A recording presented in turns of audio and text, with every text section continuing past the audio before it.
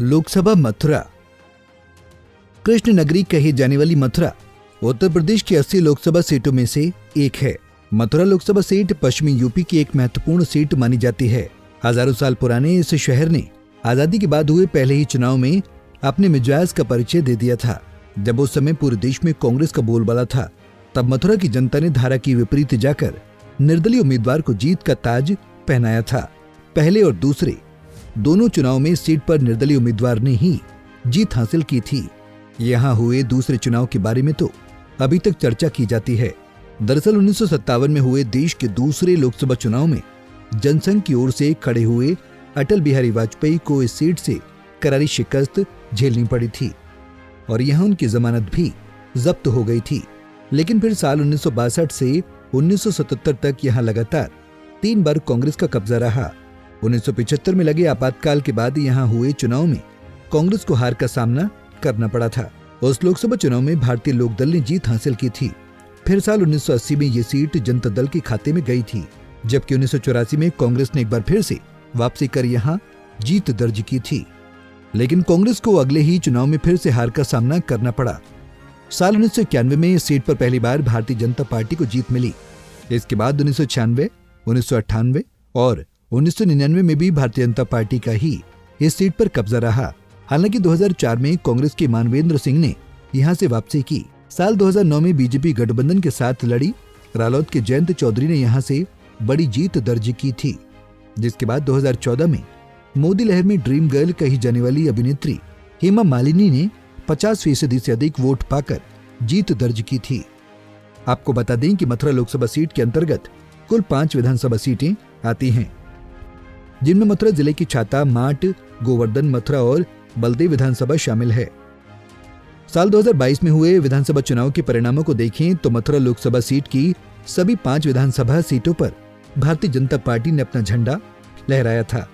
अगर 2017 के विधानसभा चुनाव पर नजर डालें तो उस समय भी माट विधानसभा सीट को छोड़कर सभी 4 सीटों पर भारतीय जनता पार्टी को ही जीत मिली थी और माट सीट बहुजन समाज पार्टी के खाते में गई थी। इस बार होने वाले लोकसभा चुनाव में मथुरा में कुल मतदाताओं की संख्या 19,26,710 है।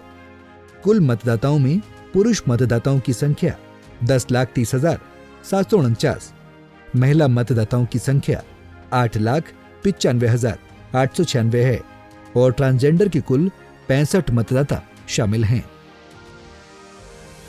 साल 2004 में हुए लोकसभा चुनाव पर नजर डालें तो कांग्रेस के मानवेंद्र सिंह ने 1,87,400 वोट हासिल कर जीत का परचम लहराया था, तो वहीं बीएसपी के लक्ष्मी नारायण चौधरी 1,49,268 वोट हासिल कर दूसरे स्थान पर रहे थे, जबकि आरएलडी के डॉक्टर ज्ञानवती सिंह को 1,44,366 वोट मिले थे और वो तीसरे स्थान पर रही थी।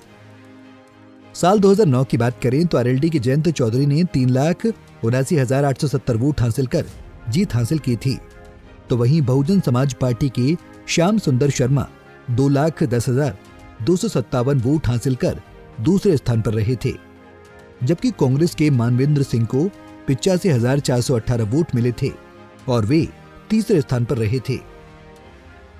अब एक नजर 2014 में हुए लोकसभा चुनाव के नतीजों पर डालें तो साल 2014 में सीट पर बीजेपी की हेमा मालिनी ने 5,74,633 वोट हासिल कर जीत का परचम लहराया था, तो वहीं आरएलडी के जयंत चौधरी 2,43,890 वोट हासिल कर दूसरे स्थान पर रहे थे, जबकि बहुजन समाज पार्टी के पंडित योगेश्वर कुमार द्विवेदी को 1,73,572 वोट मिले थे और वो तीसरे स्थान पर रहे थे। अगर साल 2019 में हुए लोकसभा चुनाव के आंकड़ों पर नजर डालें तो एक बार फिर से मथुरा की जनता ने भाजपा की ओर से लड़ रही हेमा मालिनी पर अपना विश्वास जताया और लगातार दूसरी बार उन्हें यहां से विजयी बनाया।